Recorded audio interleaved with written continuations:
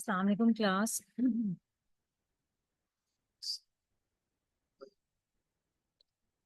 Lecture start कर लेते हैं। जी, हमने ना लास्ट टाइम यहाँ तक खत्म किया था। ठीक है। और ये बेसिकली हमारा टॉपिक था पीसीएम का।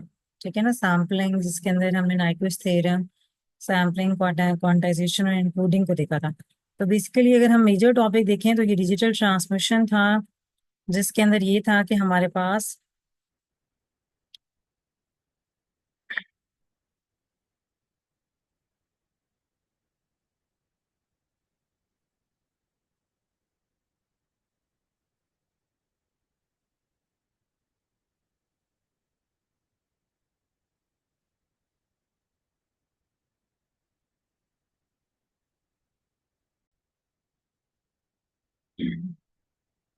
अच्छा, अब ये देखें कि इसमें हमारे पास बेसिकली ये था कि हम लोगों ने डिजिटल डेटा को डिजिटल सिग्नल में कन्वर्ट किया था।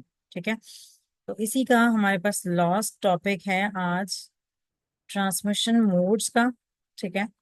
ट्रांसमिशन मोड्स बेसिकली क्या है कि जिसके अंदर आपका डेटा एक जगह से दूसरी जगह जाता है। तो वो हमारे पास दो मोड्स हैं, पैरेलल और सीरियल। ठीक है। अगर हम पैरेलल की बात करें तो पैरेलल में ये है कि आपके पास जितने न बिट्स का आपका डाटा भेजना है आपने, तो उतनी आपके पास लाइंस होनी चाहिए कि आपकी हर लाइन एक बिट को जो है वो कैरी कर सके। ठीक है। और अगर सीरियली आपने सेंड करना है तो सीरियल के दो मेथड्स हैं आगे, ए सिंक्रोनस और सिंक्रोनस। सिंक्रोनस की अगर हम बात करें तो लास्ट टाइम मैंने आपको नोट भी कराया था कि what is meant by a synchronous, जिसके अंदर बेसिकली ये होता है कि आपका जो क्लॉक है सेंडर और रिसीवर का, अगर वो दोनों आपस में सेम है, मीन्स के सेंडिंग कंप्यूटर के ऊपर जो टाइम हो रहा है वही रिसीविंग कंप्यूटर के ऊपर टाइम हो रहा है। ठीक है, दोनों का टाइम सेम है तो इट मीन्स कि दे आर टाइम सिंक्रोनाइज्ड। ठीक है, टाइम सिंक्रोनाइज्ड है तो इस लिहाज से फिर उनमें कोई ऐसा इशू नहीं आएगा और कुछ एक्स्ट्रा हमें सेंड करने की जरूरत नहीं पड़ती। ठीक है, तो वन बाय वन आप सेंड करते जाते हैं बिट्स। अगर ए सिंक्रोनस है तो ए सिंक्रोनस के केस में हमें कुछ एक्स्ट्रा बिट्स सेंड करनी पड़ती हैं, ये बताने के लिए कि आपके पास this is the start and this is the end of communication. और बेसिकली ए सिंक्रोनस के केस में भी वो बाइट लेवल के ऊपर, बिट लेवल के ऊपर जो है वो सिंक्रोनस ही होते हैं। ठीक है, ये आगे हम इसको देख भी लेते हैं कि जैसे कि ये पैरेलल आपके पास है तो पैरेलल के अंदर जिस तरह से मैंने आपको बताया कि हमारे पास जितनी बिट्स का आपने डाटा भेजना है उतनी आपके पास लाइंस होनी चाहिए। ठीक है ना, ताकि वो एक बिट को कैरी कर सके। फॉर एग्जांपल यहाँ पे सेंडर ने अगर 8 बिट्स भेजनी है तो उसके पास 8 लाइंस होनी चाहिए रिसीवर तक, ताकि हर एक के ऊपर 1 बिट जो है वो ट्रांसफर कर सके। ठीक है। अब नेक्स्ट के स्लाइड के अंदर हम देख लेते हैं कि सीरियल ट्रांसमिशन क्या है। सीरियल ट्रांसमिशन में जैसे आपको पता है कि हमारे पास one by one serially data जा रहा होता है। ठीक है, कि पहले 1 बिट जाएगी। अब बेसिकली इस काम को करने के लिए हमारे पास यहाँ पे, क्योंकि सेंडर जो है वो तो डाटा प्रोड्यूस करता जा रहा है, तो उसको जो है यहाँ पे हमें पैरेलल टू सीरियल कन्वर्टर चाहिए होता है, ताकि ये 8 बिट्स का डाटा को वन बाय वन जो है वो इधर ट्रांसमिट करता जाए। ठीक है।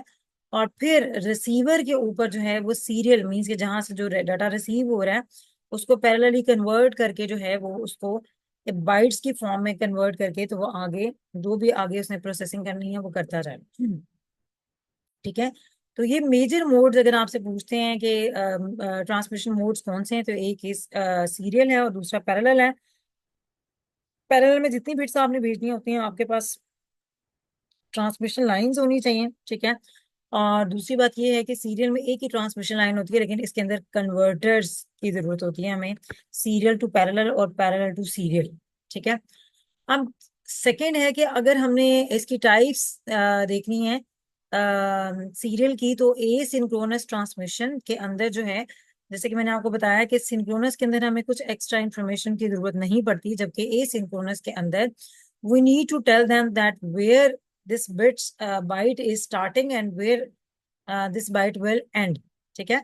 तो उसको स्टार्ट और एंड बताने के लिए हमें एक स्टार्ट बिट जो यूजुअली 0 होती है वो एट द बिगनिंग हमें सेंड करनी पड़ती है, और एक बिट या ज्यादा बिट्स जो है वंस की सेंड करनी पड़ती है हर बाइट के एंड पे।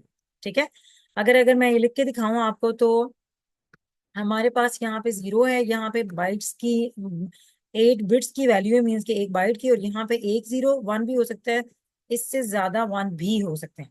ठीक है, तो ये हमारे पास ये कह लें कि यहाँ पे 8 बिट्स इस जगह पे आ जाएंगी, और यहाँ पे स्टार्ट में 0 है। ये स्टार्ट में 0 ये रिप्रेजेंट कर रहा है कि आपके पास ये बाइट स्टार्ट हो रही है। क्यों हो रही है? क्योंकि ये एसिंक्रोनस है। एसिंक्रोनस का मतलब ये है कि सेंडर एंड रिसीवर टाइम के लिहाज से एक दूसरे के साथ जो है वो सिंक्रोनाइज नहीं है। ठीक है, टाइम के लिहाज से एक दूसरे के साथ क्या है, सिंक्रोनाइज नहीं है। That's why we need to send extra bits as start bits and end bits. ठीक है, तो स्टिल जो है वो ये कि इन्हीं बिट्स की वजह से जो स्टार्ट और बिट्स हैं एंड बिट्स हैं, ठीक है, और उसके अंदर गैप होगा। ठीक है ना, हर बाइट के अंदर गैप होगा। ठीक हो गया? अच्छा जी, नेक्स्ट आप देखें कि ये सिंक्रोनस जो है बाइट लेवल पे स्टिल वो सिंक्रोनस हैं। ठीक है, सॉरी, बिट्स के लेवल पे जो वो सिंक्रोनाइज्ड हैं, their durations are the same.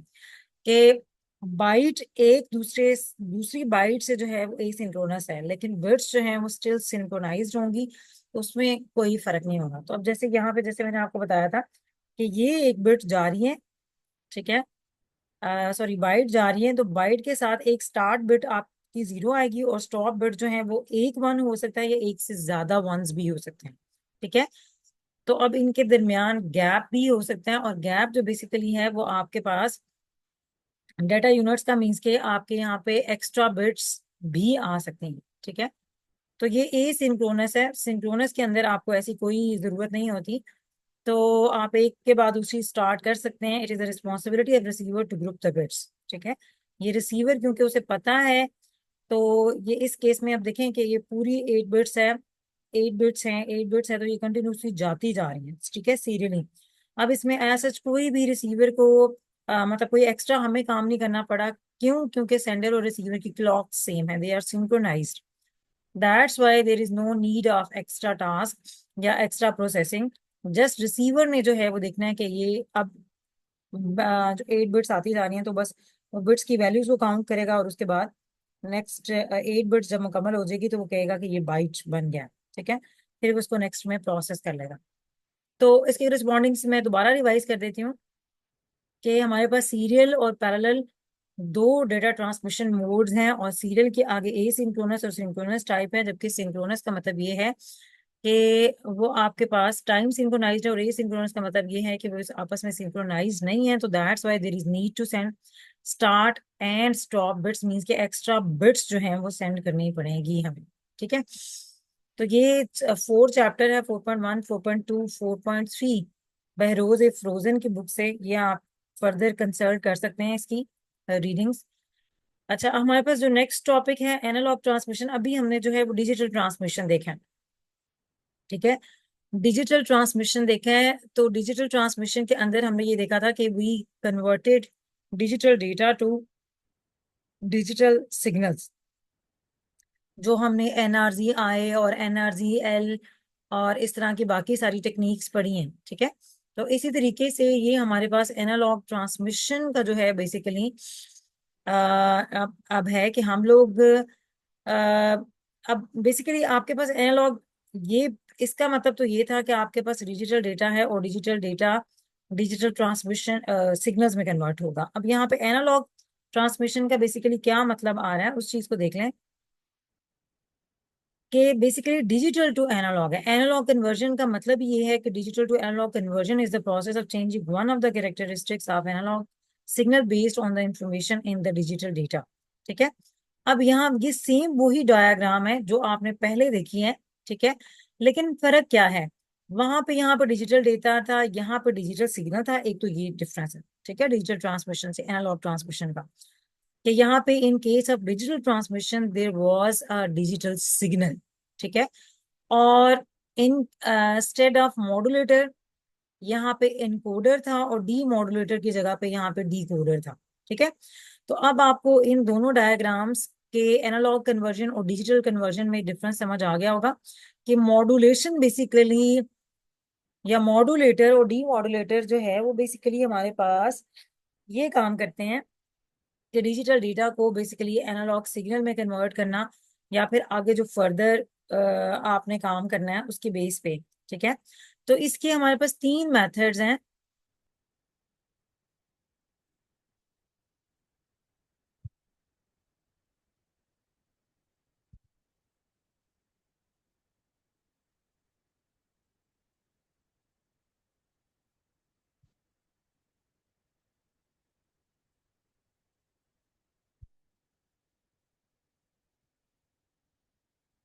इसके हमारे पास तीन मेथड्स हैं जो कि बेसिकली हमारे पास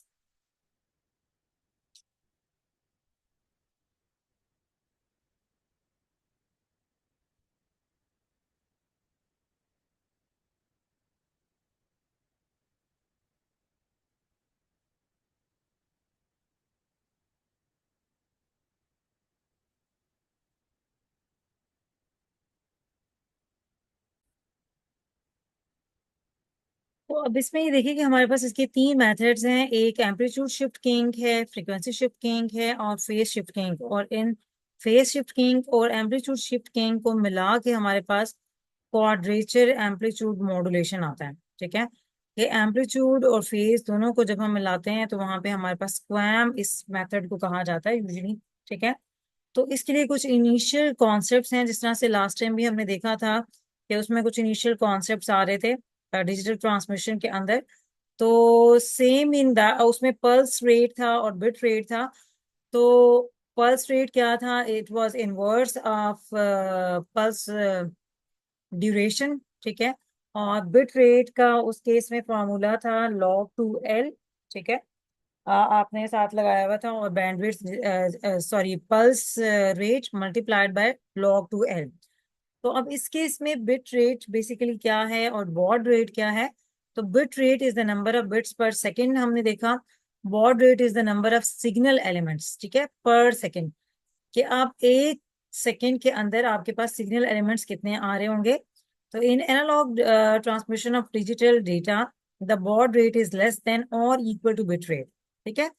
कि baud rate is less than और equal to the bit rate के जो हमारे पास सिग्नल एलिमेंट्स का पर सेकंड जा रहे हैं। ठीक है। वो या तो बिट रेट के इक्वल होगा या उससे लेस होगा, लेकिन उससे ज्यादा नहीं हो सकता।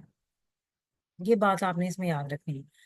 अच्छा, अब नेक्स्ट देखिए कि हमारे पास इन analog an analog signal carries 4 bits per signal element. If 1000 signal elements are sent per second find the bit rate. ठीक है। तो अब हमारे पास इसमें क्या है कि हमारे पास रेट हमारे पास आ गया है। लास्ट में भी हमने देखा था कि रेशो बेसिकली क्या होती है कि आपके पास कितनी बिट्स जा रही हैं पर सिग्नल एलिमेंट्स के ऊपर। ठीक है। तो अब उसके रिस्पॉन्डिंग ये हमारे पास 4 बिट्स पर सिग्नल एलिमेंट जा रहा है, तो रेट हमारे पास 4 आ गया।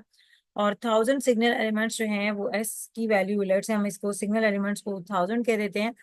और कह रहे हैं कि हम ये कह रहे हैं कि हमें एन का नहीं पता। तो हमने ये देखा था कि आर का जो फॉर्मूला होता है बेसिकली, ठीक है, वो एन डिवाइड बाई के मीन्स के number of bits per second divided by number of signal पर सेकेंड। ठीक है। ये फॉर्मूला था। तो अब हमारे पास यहाँ पे क्योंकि एन नहीं हमें पता, तो दैट्स वाई हम एन को इस साइड पे रख लेंगे और एस और आर को मल्टीप्लाई कर देंगे।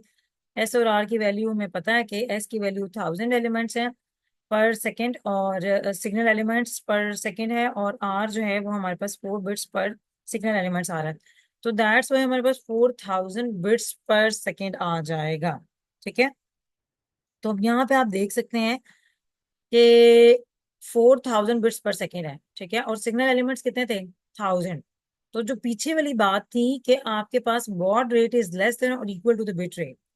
तो अब यहाँ पे बॉड रेट जो है वो बेसिकली हमारे पास 1000 है, और ये वाली जो चीज आ रही है वो 4000 आ रही है बिट्स पर सॉरी बिट रेट। ठीक है ना। तो bit rate is always greater और equal to the baud rate. तो यहाँ से भी आप इस चीज को वेरीफाई कर सकते हैं। अच्छा, नेक्स्ट है कि an analog signal has a bit rate of 8000 bits per second and a baud rate of 1000 baud. ठीक है, अब यहाँ पे सिर्फ उन्होंने एलिमेंट्स के नंबर बताए हैं कि कितने सिग्नल एलिमेंट्स हैं। How many data elements are carried by each signal element, how many signal elements do we need. ठीक है, तो ये हमारे पास एस की वैल्यू से 8000 आ गई और बिट्स पर वो भी आ गया है। तो हमारे पास हाउ मेनी डेटा एलिमेंट्स हमने फाइंड आउट करने हैं। ठीक है, अ, तो इस केस में हमारे पास डेटा एलिमेंट्स आ जाएंगे by each signal element, and how many element signal elements do we need. तो सिग्नल एलिमेंट्स का मतलब है कि हम लोगों ने एल फाइंड आउट करना है, और data elements carried by E signal element, तो उसका मतलब ये है कि एक सिग्नल एलिमेंट के ऊपर डाटा एलिमेंट्स कितने जा रहे होंगे।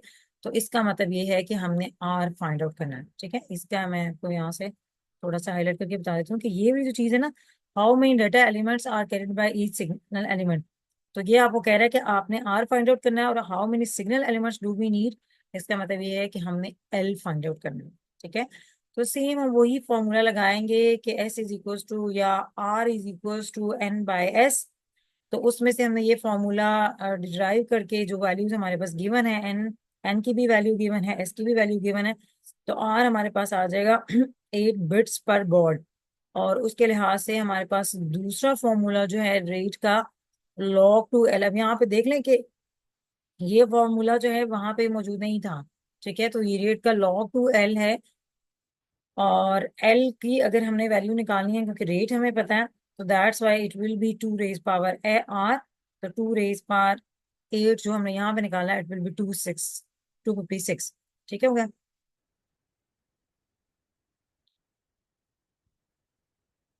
अच्छा जी, अब नेक्स्ट ये बहुत आसान से कॉन्सेप्ट्स हैं कि बाइनरी एम्पलीट्यूड शिफ्टिंग, सॉरी,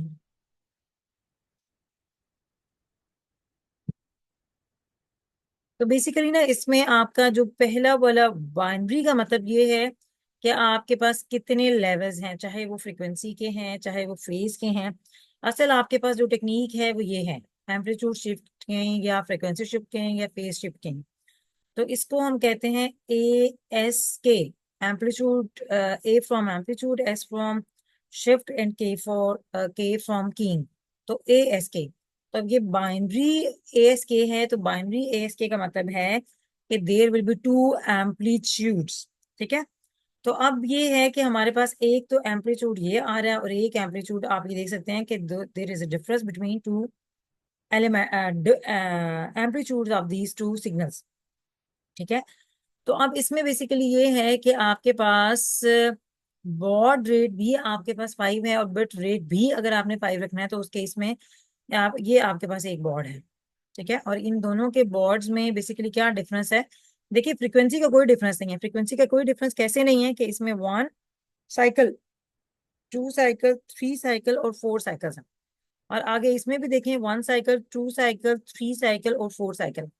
ठीक है, तो there is no difference between the frequencies of these two bauds, but the difference is in in the amplitude, कि इसका एम्पलीट्यूड जो है आपका, इसमें से देखें एम्पलीट्यूड क्या होता है, हाई वेव लेंथ। ठीक है, तो वेव लेंथ इसकी ज्यादा है as compare to this one.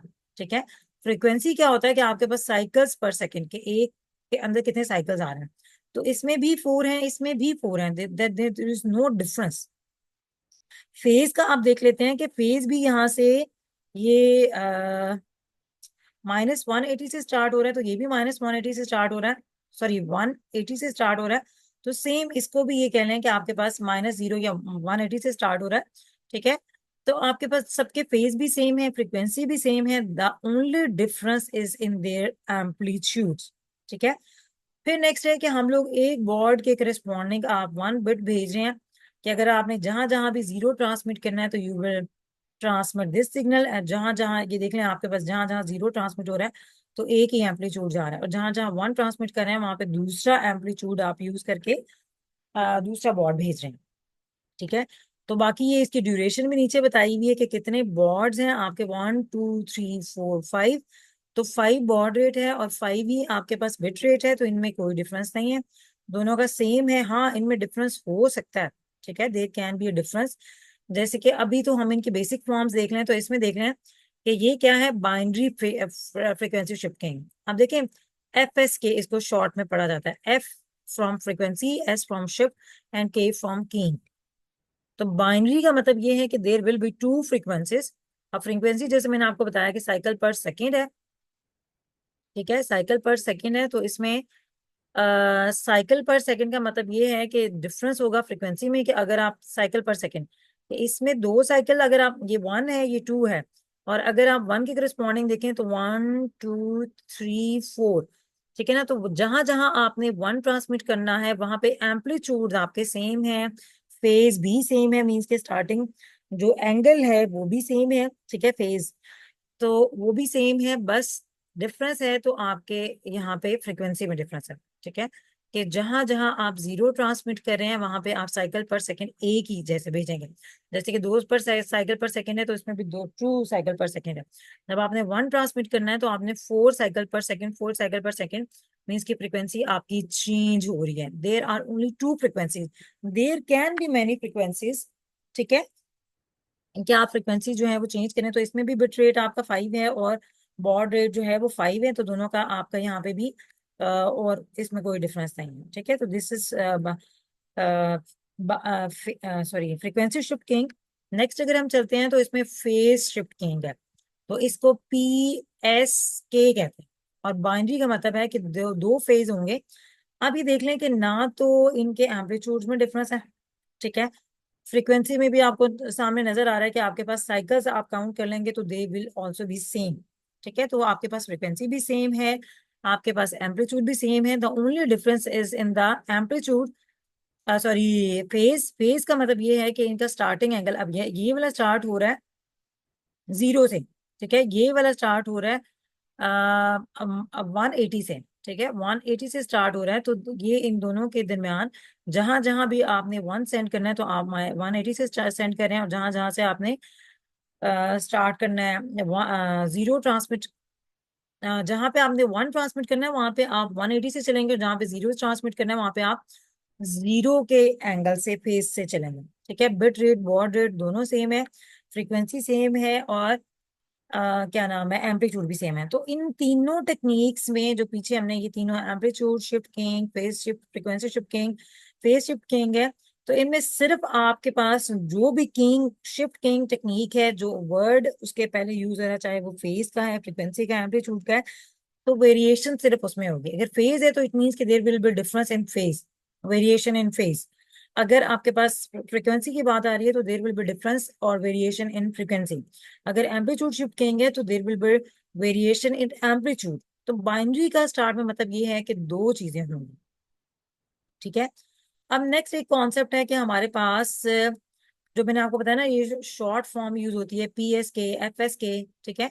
तो हमारे पास बेसिकली ये वाली चीजों को डायग्रामेटिकली ड्रॉ करने के लिए जो है, ठीक है, कि how many phases do we have, how many amplitude do we have, उसको हम डायग्रामेटिकली जो है वो कॉन्स्टलेशन डायग्राम्स के साथ रिप्रेजेंट करते हैं, ठीक है। तो इसका मतलब ये है कि हमारे पास अगर बिट की वैल्यू जीरो आपने करनी है तो उसका स्टार्टिंग जो फेज है वो आपका जीरो से है, ठीक है। आप ये देखें, ये आपने पहले अभी ये फेज भी देखा है कि आप यहाँ से जीरो से स्टार्ट कर रहे हैं when you are transmitting zero, और यहाँ पे आपने जब वन ट्रांसमिट करना है तो आपका फेज क्या होगा, 180, ठीक है। ये हमने वही लिख लिया कि बिट की वैल्यू जीरो है तो फेज जीरो है, बिट की वैल्यू वन है तो फेज 180, ठीक है। तो उसी चीज को हमने जो हॉरिजॉन्टल और वर्टिकल एक्सिस हैं, एक्स एक्सिस और वाई एक्सिस, ठीक है, आपको ये भी पता है कि हमारे पास यहाँ पे जीरो स्टार्ट होके और ये यहाँ से जीरो स्टार्ट होके और यहाँ पे ये 180 होता है, 270, और फिर आगे ये 360 जाता है, यहाँ पे ये 90 है, ठीक है। तो क्योंकि हमें यहाँ पे बताया हुआ है कि जीरो वैल्यू है तो उसका जीरो फेज है, और इसी तरीके से आपने वन वैल्यू ट्रांसमिट करनी है बिट की, तो आपको उसके लिए यूज करना पड़ेगा 180 फेज। अच्छा, अब इसमें क्या देखें, बाइनरी के अंदर क्या मतलब था कि हमारे पास दो फेजेस हैं। अब 4PSK का मतलब ये है कि four phase shift keying method, that there will be four phases, ठीक है, 4 बाइनरी का मतलब क्या है कि 2 फेजेस हैं।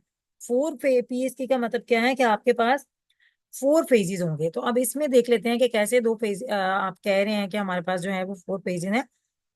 इस चीज को देखें तो हमारे पास ये बनता है 90 का फेज, और इसी तरीके से आपका ये वाला जो फेज है 180 का फेज है, ये भी 180 का फेज है, और ये आपका आई थिंक 270 का फेज आ रहा है, और ये अगेन 0 का फेज आ रहा है।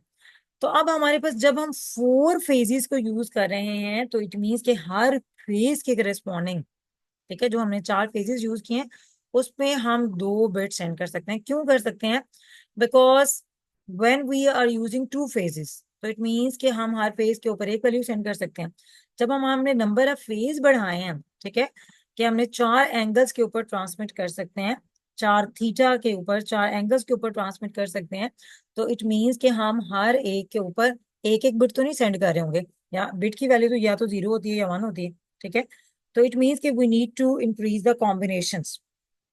4 फेजेस हैं तो 4 के ऊपर हर पेज के ऊपर 2 2 बिट्स ट्रांसमिट करने होंगे। आप इसकी कॉन्स्टलेशन डायग्राम से इससे, ये तो आपके पास इसकी मतलब ये कह लें कि वेव फॉर्म डायग्राम है, ठीक है, लेकिन अगर हम इसकी कॉन्स्टलेशन डायग्राम के ऊपर जाएं तो हमारे पास ये है कि डाई बिट यहाँ पे आपको नजर आएगा, ठीक है। पहले में बिट था, यहाँ पे डाई बिट का मतलब है 2 बिट्स, 0001 1011, ये आप अपनी मर्जी के लिहाज से चेंज भी कर सकते हैं।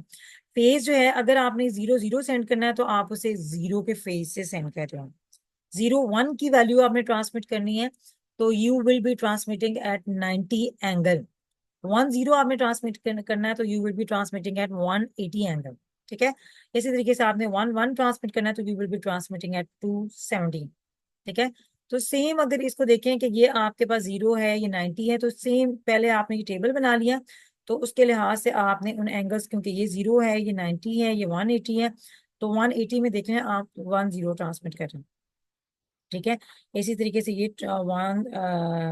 270 का एंगल है तो इसमें हम ट्रांसमिट कर रहे हैं 11, ठीक है।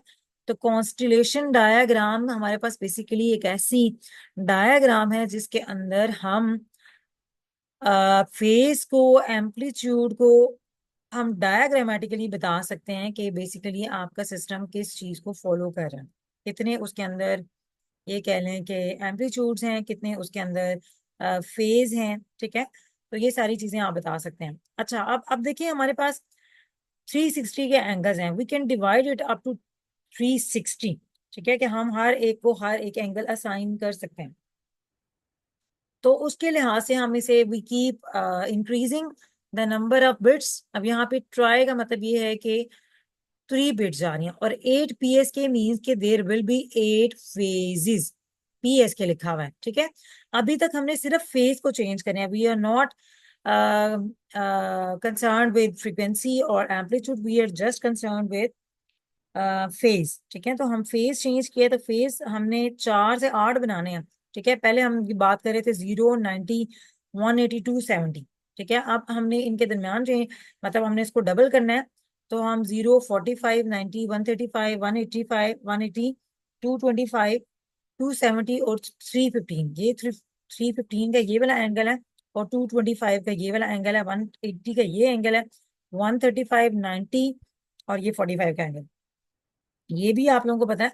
तो सिंपली हमने इनकी वैल्यूज जो 8 कॉम्बिनेशन हम बनाते हैं, और यहाँ पे हमने 8 एंगल्स लिख देने हैं विद द डिफरेंस 45, ठीक है। तो हम उनकी कॉन्स्टलेशन डायग्राम इजीली बना सकते हैं। अच्छा, अब नेक्स्ट है हमारे पास 4 क्वैम। जिस तरह से मैंने आपको स्टार्ट में ये यहाँ पे देखें ये वाली बात, ठीक है, ये तो पीएस के, एफएस के और एएस के हो गया। क्वैम क्या है? बेसिकली जिसके अंदर एम्पलीट्यूड और फ्रीक्वेंसी चेंज हो रहा है, ठीक है, फ्रीक्वेंसी भी चेंज हो रहा है और फेज भी चेंज हो रहा है। तो ये दोनों चीजें जब चेंज होंगी तो हमारे पास क्या बनेगा? क्वैम। अब 4 क्वैम और 8 क्वैम है, ठीक है। 4 क्वैम का क्या मतलब है और 8 क्वैम का मतलब क्या है, ये अब हमें इन दोनों डायग्राम्स को समझ के मिलेगा, ठीक है, देखने से मिलेगा कि 4 क्वैम का मतलब ये है कि बेसिकली इन दोनों चीजों को आपने मल्टीप्लाई करना होता है, एम्पलीट्यूड और फेज को, तो तब आपके पास ये वाला आंसर आता है, ठीक है। अगर आपने 8 बनाना है तो आपके पास एम्पलीट्यूड और फेज को आप मल्टीप्लाई करेंगे तो द आंसर शुड बी 8। और इसी तरीके से अगर आप 4 की बात करें तो आप फेज और एम्पलीट्यूड को मल्टीप्लाई करेंगे तो दे आंसर शुड बी 8। ठीक है। अब ये देखें कि 4 क्वैम, ठीक है, 4 क्वैम है तो इसका मतलब ये है कि आपके पास 4 फेजेस 1 एम्पलीट्यूड। ठीक है।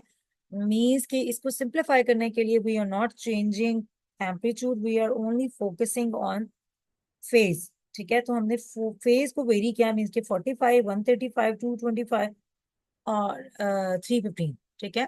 तो ये आपके पास 4 एंगल्स आ गए, चार के करस्पॉन्डिंग जब 4 फेजेस हैं तो इट मीन्स के वी विल सेंड 4 कॉम्बिनेशन 00, 01, 10 और 11 हम ट्रांसमिट कर सकते हैं। अच्छा नेक्स्ट चले, हमारे पास 8 क्वैम है तो 8 क्वैम के अंदर आपने बेसिकली क्या करना है कि मैंने ये कहा कि ये जो 8 आंसर आ रहा है ये एम्पलीट्यूड और फेज दोनों को मल्टीप्लाई करने से कर सकते हैं। अच्छा जैसे यहाँ पे किसी का क्वेश्चन ये भी हो सकता था कि 4 है तो हम 2 × 2 भी तो कर सकते थे ना, कि 2 एम्पलीट्यूड रखते और 2 फेजेस रख लेते हैं। ठीक है। तो उस तरह भी हम कर सकते थे, yes we can in that way as well. ठीक है। तो अब ये आप लोगों का टास्क है कि आपने जब हमने इसे 2 एम्पलीट्यूड्स रखते हैं और 2 फेजेस रखते हैं तो आपने उसके करस्पॉन्डिंग डायग्राम बना के बतानी है मुझे कि क्या बनेगी, कॉन्स्टलेशन डायग्राम क्या होगा। ठीक है। तो ये आप लोगों का टास्क है। अच्छा नेक्स्ट है हमारे पास कि आप लोगों ने इसकी बात कर लेते हैं। तो 8 क्वैम की अगर हम बात करें तो इसमें भी 4 आपके पास फेजेस आ सकते हैं। फेजेस जो है, फेजेस भी आप अपनी मर्जी से ले सकते हैं। ठीक है कि 0 है, 90 है, 180 है और 270 आ गया। ठीक है। अब एम्पलीट्यूड है तो एम्पलीट्यूड एक ये आपके पास स्मॉलर स्केयर आपके पास रिप्रेजेंट कर रहा है कि एक एम्पलीट्यूड है, और बिगर जो येलो कलर का स्केयर है ये आपके पास रिप्रेजेंट कर रहा है कि ये दूसरा स्केयर है। तो सबसे पहले जो है वो हम लोग स्टार्ट करेंगे एक ही फेज के ऊपर वैल्यूज देना। जैसे अब आप देख सकते हैं कि यहाँ पे एक ही फेज है, मींस के 0 का फेज है, तो पहले हम स्मॉलर एम्पलीट्यूड के 0, 0, 0 वैल्यूज असाइन की, फिर हम बिगर एम्पलीट्यूड के ऊपर आ गए और फिर इसके बाद अब देखें आपके पास 0, 0, 1 के बाद 0, 1, 0 आता है। तो again we shifted this to the smaller amplitude. ठीक है। एंड नेक्स्ट फेज, फिर हम इससे शिफ्ट हुए बिगर एम्पलीट्यूड सेम फेज, फिर 0, 1, 1 से हम यहाँ पे शिफ्ट हुए हैं smaller amplitude but next phase, bigger amplitude same phase, फिर हम 1, 1, 1, 0, 1 से शिफ्ट हुए स्मॉलर एम्पलीट्यूड नेक्स्ट फेज और नेक्स्ट सेम फेज के ऊपर और नेक्स्ट एम्पलीट्यूड के ऊपर। ठीक है। तो इस तरह से ये हमारे पास 8 वैल्यूज हम ट्रांसमिट कर सकते हैं 8 को के अंदर, और just using with the just uses of 2 amplitude and 4 phases. तो मतलब हम लोगों ने क्या करना होता है कि इसमें सारा अभी तक जो आप देख रहे हैं एक ही हमारे पास है कि हम किसी तरीके से सिग्नल एलिमेंट्स के ऊपर नंबर ऑफ जो वैल्यूज हैं, नंबर ऑफ बिट्स हैं, ठीक है, वो बढ़ा सकें, because our aim is to increase the data bit rate या डेटा रेट। ठीक है। तो हमारे पास जैसे इसके अंदर देख लें कि 3 बिट्स हैं और ये हमारे पास कौन सा फेज आ रहा है। ठीक है। और ये 8 क्वैम है। 8 क्वैम का मतलब है कि जो अभी हमने 8 क्वैम देखा है तो इट मीन्स कि there will be 2 amplitude and 4 phases. ठीक है। तो 2 एम्पलीट्यूड आपको नजर आ रहे हैं कि एक ये वाला बिगर एम्पलीट्यूड है और एक ये स्मॉलर एम्पलीट्यूड है। तो आई होप कि आपको इसके अंदर सब क्लियर होगा कि देर आर ओनली 2 एम्पलीट्यूड्स। और एम्पलीट्यूड क्या होता है, वेवलेंथ। ठीक हो गया। अच्छा नेक्स्ट क्या है हमारे पास, हमने दूसरी बात की है इसकी क्या कहते हैं, फेज की। तो फेज हम देख लेते हैं, हमने 4 फेज की बात की है। तो यहाँ पे हमारे पास ये वाला जो है ये भी 180 है, ये भी 180 है। ठीक है। तो आप ये देख सकते हैं कि हमने कहा था स्मॉलर से बिगर पे जाना है, तो 100 से 101 पे आते हैं। तो ये पहले 180 ही फेज है, इस पे भी 180 फेज है, लेकिन स्मॉलर एम्पलीट्यूड है फिर बिगर एम्पलीट्यूड है। अब इसमें देखें कि 0, 0 से अगर हम स्टार्ट करें तो ये भी हमारे पास स्टार्ट वाला ये वैल्यू आ रही है 0, 0, 0, और इससे नेक्स्ट हमारे पास ये वाली वैल्यू आएगी। तो that's why it will B also starting from 0 but with the bigger amplitude. तो सेम इसी पैटर्न पे आप इसको रिपीट कर सकते हैं, क्योंकि आपके पास पीछे पूरी कॉन्स्टलेशन डायग्राम बनी हो तो it is not difficult to draw this wave form. अगर ये ड्रॉ वेव फॉर्म बनी हुई है तो आपके पास it is not difficult to draw the constellation diagram. ठीक है। तो कॉन्स्टलेशन डायग्राम जो है वो स्मॉलर है, सिंप्लिसिटी के लिए हम यूज करते हैं ताकि हमारे पास डॉक्यूमेंटेशन आसान हो जाए, बजाय कि हम क्योंकि देखिए एम्पलीट्यूड्स तो, या ये कह लें कि वैल्यूज तो आपकी रुकनी नहीं है। जैसे ये यहाँ पर 2 बिट्स थी, यहाँ पे 3 बिट्स होगी, 4 भी हो सकती हैं, 8 भी हो सकती हैं, ठीक है, 16, 32, 64 कुछ भी हो सकता है। तो आपके पास बजाय कि आप इतनी वेव फॉर्म आप बनाएं और ये थोड़ा सा कॉम्प्लेक्स हो जाए, तो आप इसको सिंप्लीफाई करने के लिए जो है वो कॉन्स्टलेशन डायग्राम बनाते हैं। तो कॉन्स्टलेशन डायग्राम मैं अगेन बता रही हूँ कि आपने वेव फॉर्म को ड्रॉ करने का या रिप्रेजेंट करने के लिए आपके पास एक मैथमेटिकली आसान वे है, विजुअलाइजेशन आसान है, उसकी अंडरस्टैंडिंग आसान है। तो एक तो हमने ये देखा कि आपने एनालॉग टू डिजिटल या डिजिटल टू एनालॉग कैसे जो है वो ट्रांसमिट करना है। अब इसमें ये एएस के, पीएस के, एफएस के या क्वैम के मेथड्स हैं, ठीक है, जिसके अंदर आप सिग्नल्स के फेजेस के फ्रिक्वेंसी के थ्रू जो है वो आप कन्वर्ट कर रहे होते हैं। नेक्स्ट है, अगर हमारे पास एनालॉग टू एनालॉग आता है, ठीक है, तो एनालॉग वो क्या होगा कि one may ask why we need to model and it is already analog. Modulation is needed if the medium is band pass in nature or if only a band pass channel is available to us. अच्छा, अब ये देखें कि हमें एक analogue में signal है, ठीक है। एनालॉग क्या होता है कि हमारे पास एक कॉन्टिन्यूस सिग्नल है। तो कॉन्टिन्यूस सिग्नल ऑलरेडी है, तो why there is a need to convert it again to an analog format, ठीक है। तो why this is needed, the reason is कि हमारे पास ना लिमिटेड बैंडविड्थ अवेलेबल है, ठीक है, एक बैंड पास चैनल अवेलेबल है। बैंड पास जहां भी हमने लास्ट टाइम देखा था कि बैंड पास का मतलब ये होता है कि एक लिमिटेड बैंडविड्थ का अवेलेबल होना, ठीक है। बैंडविड्थ, लिमिटेड बैंडविड्थ का अवेलेबल होना जो है वो हमारे पास ये कह लें कि बैंड पास होता है, ठीक है। तो दैट्स वाई हम उसको कन्वर्ट, क्योंकि एनालॉग तो किसी भी एम्पलीट्यूड के ऊपर जा सकता है, उसका वेरिएबल हो सकता है, या वो बहुत लो हो सकता है या बहुत ज्यादा हाई हो सकता है, तो वो कॉन्टिन्यूस सिग्नल क्योंकि चलता जाता है। तो दैट्स वाई हम उसे अपनी रेंज के अंदर लाने के लिए उसे एनालॉग टू एनालॉग कन्वर्ट करते हैं, ठीक है। तो इसकी अगर हम बात देखें तो हमारे पास एम्पलीट्यूड मॉड्यूलेशन, फ्रिक्वेंसी मॉड्यूलेशन और फेज मॉड्यूलेशन, जो कि हमारे पास तीन ही, अगर एक एनालॉग सिग्नल को आपने डिस्क्राइब करना है तो देयर आर 3 कैरेक्टरिस्टिक्स, कि एक एम्पलीट्यूड है, एक फ्रिक्वेंसी है और एक उसका फेज है। तो अगर हम एम्पलीट्यूड मॉड्यूलेशन की बात करते हैं तो अगेन मैं रिपीट कर दूं, एम्पलीट्यूड मॉड्यूलेशन, फ्रिक्वेंसी मॉड्यूलेशन और phase modulation, these are the types of analog to analog conversion, ठीक है, एनालॉग टू एनालॉग कन्वर्जन, ठीक है। तो अब एम्पलीट्यूड मॉड्यूलेशन की अगर हम बात कर रहे हैं तो बेसिकली इसके अंदर आपके पास ये एक सिग्नल है जो कि ऑडियो का या कुछ भी, ठीक है। अब हमारे पास मॉड्यूलेशन के अंदर बेसिकली क्या होता है कि आपका एक कैरियर फ्रिक्वेंसी है, ठीक है ना, कि जो आपका अंडरलाइंग चैनल है उसकी फ्रिक्वेंसी क्या है, जो आपका अंडरलाइंग लेट से क्या कहते हैं उसको, ट्रांसमिशन मीडिया है, उसकी क्या फ्रिक्वेंसी है, वो किस फ्रिक्वेंसी को सपोर्ट कर रहा है। तो उसके लिहाज से ये वाला जो आपका अपना ओरिजिनल सिग्नल है, डेटा सिग्नल है, वो ऑडियो का सिग्नल है, तो वो उस कैरियर फ्रिक्वेंसी के लिहाज से मॉड्यूलेट होके आपके पास शेप, अब देखें इसकी यही है जो आपके पास ये वाला सिग्नल आ रहा है, ठीक है, लेकिन वो इसकी फ्रिक्वेंसी के ऊपर उसने मॉड्यूलेट कर लिया आपने, ठीक है।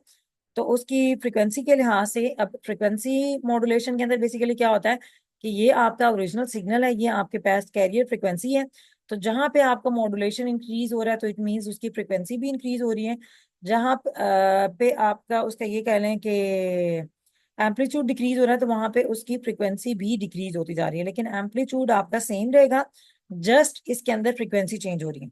जैसे कि इसके अंदर एम्पलीट्यूड मॉड्यूलेशन है तो amplitude, there is a variation in amplitude, इसके अंदर फ्रीक्वेंसी मॉड्यूलेशन है तो there is a variation in frequency, ठीक है, there is a variation in frequency. अब इसके अंदर हम देखें तो ये आपके पास ओरिजिनल आपका सिग्नल था, ठीक है, ये कैरियर फ्रीक्वेंसी थी कि अंडरलाइन चैनल की क्या फ्रीक्वेंसी है, और ये आपके पास ये वाला सिग्नल है pulse, sorry, phase modulated signal. तो इसमें बेसिकली क्या है कि आपके पास जो है कि आप इसके पास इसके करस्पॉन्डिंग जो है वो फेज चेंज होगा, ठीक है, फेज चेंज होगा। फेज चेंज होने का मतलब ये है कि यहाँ पे जाके कहीं जब आपका एम्पलीट्यूड कम हो रहा है तो उसके लिहाज से इसकी फेज भी चेंज होगा, ठीक है, एम्पलीट्यूड भी सेम रहेगा और उसके लिहाज से उसकी फ्रिक्वेंसी भी चेंज सेम रहेगी। अच्छा, अब नेक्स्ट ये है कि आपका क्योंकि फर्स्ट क्विज भी होना है तो अब आपका सेकंड क्विज और असाइनमेंट भी मैं अपलोड कर दूंगी, तो वो भी आपका नेक्स्ट वीक में ड्यू है। अच्छा, ये चैप्टर 5 है, 5.1 और 5.2 इसके आर्टिकल्स हैं जो आपने इसमें स्टडी करने हैं। ठीक है। अच्छा जी, नेक्स्ट अब इसका देख लेते हैं चैप्टर नंबर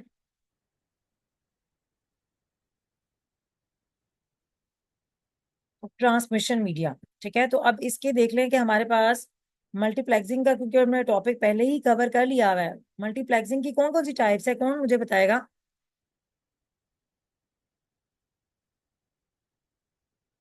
मल्टीप्लेक्सिंग की कौन कौन सी टाइप्स है?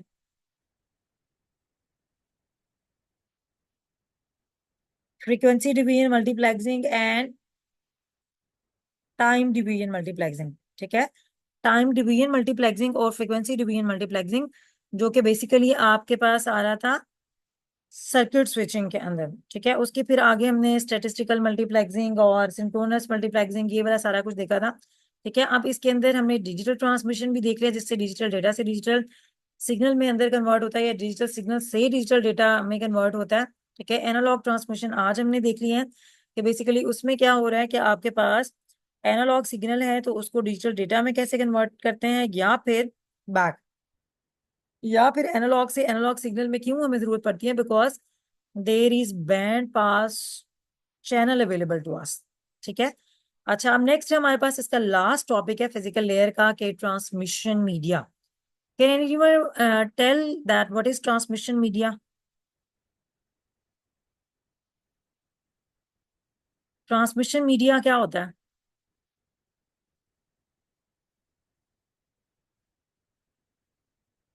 जी।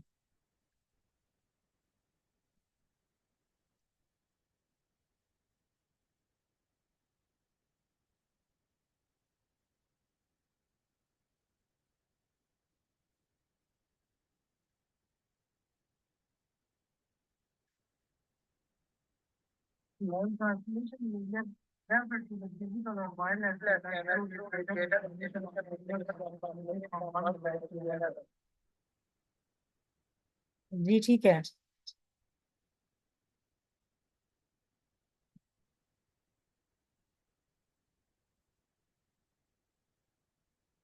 अच्छा, हम ये देखेंगे हमारे पास फिजिकल मीडिया का या ट्रांसमिशन मीडिया का हमने लास्ट टाइम देखा था कि जो हमारे पास वायर्स हैं, केबल्स हैं। ठीक है, तो वो हमारे पास वायरलेस भी मीडियम हो सकता है और वायर्ड भी हो सकता है। ठीक है, वायरलेस भी हो सकता है और वायर्ड भी हो सकता है, तो ये दोनों तरह का हो सकता है मीडिया। तो अब इसके अंदर ये है कि हमारे पास यहाँ पे हमने ये भी देखा था कि फिजिकल लेयर के ऊपर जो है वो सेंडर डायरेक्टली जो है वो कंट्रोल कर रहा होगा ट्रांसमिशन मीडिया को, और यहाँ से डाटा ला के ट्रांसमिशन मीडिया, यहाँ पे समझे कि केबल्स लगी हुई हैं, वायर्स हैं या एयर है इन केस ऑफ वायरलेस। ठीक है, वायर्ड के अंदर तो हमारे पास केबल्स वगैरह आ जाएंगी। ठीक है, और वायरलेस के अंदर जैसे यहाँ पे आगे बताया भी हुआ है कि अनगाइडेड है, तो यहाँ पे हमारे पास फ्री स्पेस आ जाएगी।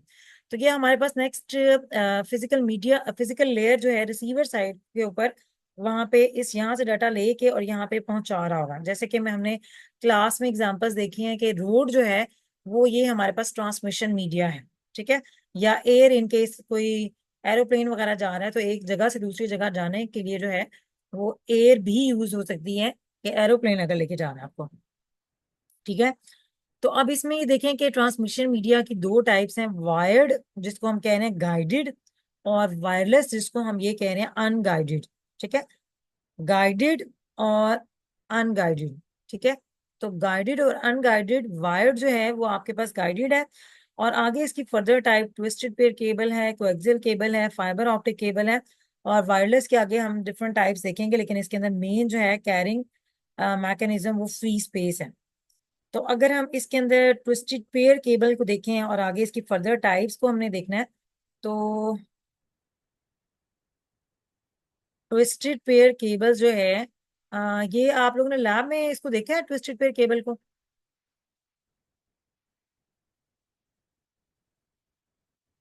लैब में आप लोगों ने इस पे काम किया ट्विस्टेड पेयर केबल्स पे? ये जो बेसिकली आपके पास दो ऐसी वायर्स हैं जो कि आपके पास आपस में ट्विस्ट हुई होती हैं, क्या आपस में एक दूसरे को उसमें उन्होंने जकड़ा होता है तो वो हमारे पास ट्विस्टेड पेयर केबल्स होती हैं। बेसिक